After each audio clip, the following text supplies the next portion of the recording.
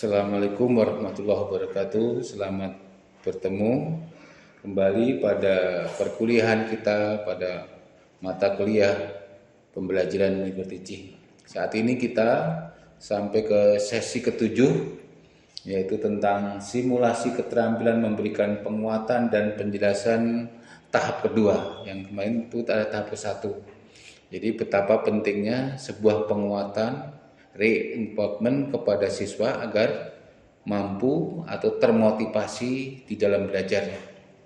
Coba akan bertanya, coba jelaskan apa yang disebut penguatan dan apa yang disebut dengan penjelasan. Silakan. Ya, bagus. Nah, ini nih simbol ibu jari ini sebagai apresiasi kepada saudara. Ini contoh penguatan yang real gitu. Bagaimana respon Anda? Berarti kan penghargaan dari dosen berarti membuat mahasiswa tersebut bisa percaya diri bahwa akan apa yang menjadi responnya dengan jawaban yang tepat tadi. Tujuan daripada perkuliahan ini adalah mahasiswa mampu mempraktekkan keterampilan memberi penguatan dan keterampilan menjelaskan.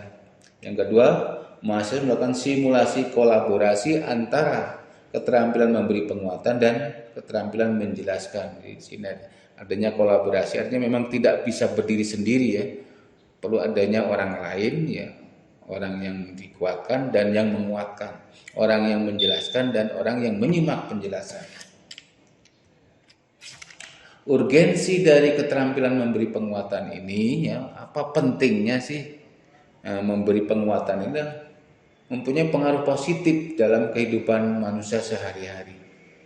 Itu baik dilakukan oleh orang tua, oleh kakak, ya, oleh nenek, kakek, apalagi guru.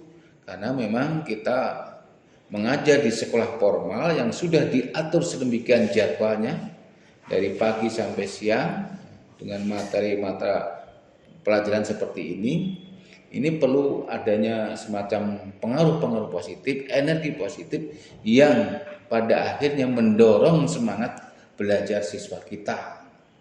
Tentunya dengan perancangan ruang kelas yang membuat anak termotivasi, dengan melihat ruang kelas yang bersih, yang rapi, penempatan buku, produk-produk pembelajaran yang rapi akan terus menambah. Ini sebagai upaya juga sebagai penguatan, katakan supaya betah di sekolah. Tujuan daripada memberi penguatan yang pertama adalah meningkatkan perhatian siswa, fokus kepada materi yang diajar, fokus mengikuti apa yang diarahkan di guru, melancarkan, memudahkan proses belajar. Kalau dari tujuan pertama, tujuan kedua melalui proses-proses ini, maka anak akan memahami apa yang menjadi urgensi daripada pembelajaran ini. Karena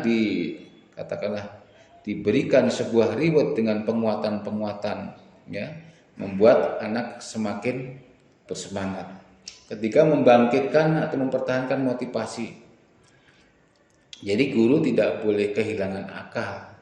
Guru tidak menghilangkan siasat, bagaimana strateginya agar menjaga temperamen, ya, menjaga kondisi emosi anak supaya tetap stabil. Lagi tentu memang sekolah yang baik ya perlu menyiapkan air minum ya. Seperti di sekolah-sekolah yang maju itu kan ada makanan snack penting supaya mereka seperti seolah-olah di rumah. Memang dunia anak itu dunia bermain. Jangan sampai seolah-olah masuk kelas adalah penjara bagi anak. Sebab itu pentingnya kemampuan atau kompetensi guru, keterampilan guru di dalam mengelola kelas tersebut. Berikutnya mengontrol atau mengubah sikap yang mengganggu sikap siswa ke arah yang lebih produktif. Tadi sudah pernah saya katakan di pertemuan ke belakang bahwa konsentrasi atau fokus anak SD di kelas bawah itu ya antara 5 menitan bisa fokus dengan baik, memperhatikan apa yang dijelaskan guru. Tapi setelah itu mereka akan memanfaatkan energi yang ada di dalam dirinya. Apabila tidak ada kemampuan mengelola kelas pada guru, wah ini akan berbahaya. Bisa berhantam dengan teman sebelahnya atau membuat kekacauan di kelas tersebut. Mengembangkan, mengatur diri sendiri dan belajarannya, anak-anak yang baik, anak-anak yang sudah tertanam disiplin dari sejak mulai masuk ke pintu kelas sampai di kelas duduk ya, dengan diatur berkelompok secara bergantian. Ini adalah upaya mengatur diri yang dilakukan guru agar anak memang berkelompok tidak permanen, kelompoknya berubah-ubah ya. Misalnya taman yang disukai, teman yang paling dekat, kelompok dengan teman yang sekampung, berdasarkan urutan huruf dan sebagainya. Ini strategi-strategi agar memberi penguatan itu bisa efektif. Mengarahkan pada cara berpikir yang baik atau berpikir yang tidak satu arah, pertanyaan atau tidak satu jawaban, tapi lebih memberi peluang bahwa suatu pertanyaan itu bisa dijawab oleh berbagai jawaban, apalagi sifatnya pertanyaan terbuka, kecuali pertanyaan tertutup. Kalau tertutup seperti siapa kepala sekolah SD Cikembar 1, ya sudah jelas namanya ada. Tapi kalau mengapa Pak Anwar diangkat sebagai kepala sekolah Cikembar 1, nah, jawabannya macam-macam ini. Itu namanya pertanyaan terbuka. Mengarahkan cara berpikir baik ya, supaya anak itu banyak solusi. Jadi ada peribahasa banyak jalan menuju Roma. Bagaimana guru strateginya agar betul-betul apa yang diberikan di sekolah, diberikan di kelas atau di tempat pembelajaran bisa mendorong motivasi anak yang stabil. Jenis-jenis penguatan, ada penguatan verbal ya, artinya dengan bahasa ya. Ada penguatan gestro dengan tubuh kita, dengan penguatan mendekati, mengusap anak ya.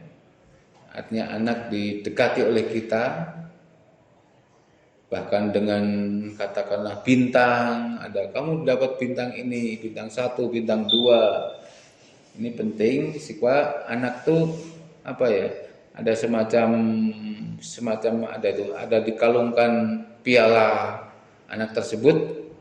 Nanti pulang akan cerita, Pak, saya dapat bintang, dapat kalung ini.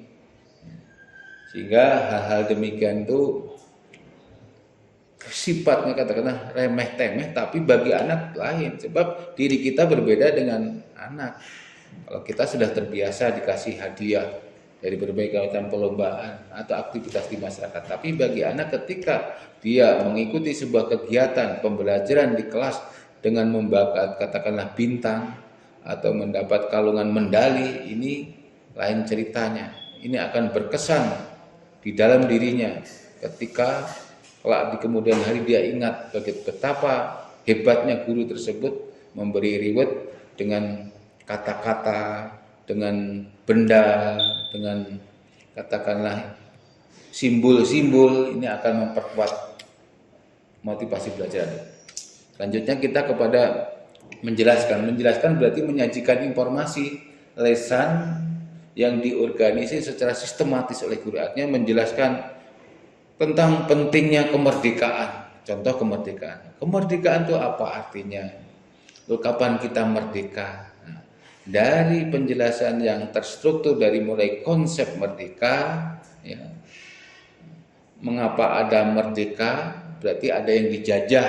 Ini dijelaskan sedemikian rupa sehingga masuk daripada penjelasan guru tertangkap oleh anak tentang penjajahan Jepang di Indonesia, penjajahan Belanda di Indonesia, atau penjajahan di negara-negara lain, di mana itu merupakan pengekangan, pembatasan manusia untuk merdeka. Maka perlu adanya perjuangan. Ketika kita menjelaskan tentang peristiwa perjuangan, ini banyak trik-trik yang harus dilakukan. Nah, apa perlu secara manual Pak, kita pakai video pembelajaran. Ini juga biasanya anak tuh senang gambar hidup, artinya seperti film, video. Ini hidup itu melalui gambar atau film tadi, atau juga memperagakan apa di depan kelas, ini juga adalah gambar hidup langsung. Prinsip-prinsip menjelaskan yang perlu diperhatikan adalah menjelaskan diberikan di awal, boleh di tengah atau di akhir. Penjelasan dapat diselingi tanya jawab, artinya kalau memang ini supaya apa yang dijelaskan dimengerti oleh anak, ya kita bisa dengan memberi pertanyaan. Dan pertanyaan tersebut ya dengan penjelasannya memberi makna, artinya yang disebut memberi makna itu apa sih manfaatnya sebuah pertanyaan, sebuah atau pembelajaran ini dalam kehidupan gitu. Sebetulnya kehidupan kita itu dirangkum menjadi sebuah mata-mata pelajaran. Nah, mata pelajaran supaya dipahami perlu penjelasan melalui beberapa materi-materi ajar. Saya kira itu yang perlu saya sampaikan agar para guru terus semangat sehingga tantangan-tantangan ke depan perkembangan ilmu pengetahuan segera ditangkap. Jangan sampai kita justru ketinggalan kaitan dengan informasi-informasi yang berkembang. Itu saja, terima kasih atas perhatiannya. Kembali kita nanti di pertemuan offline akan kita simulasikan. Terima kasih. Assalamualaikum warahmatullahi wabarakatuh.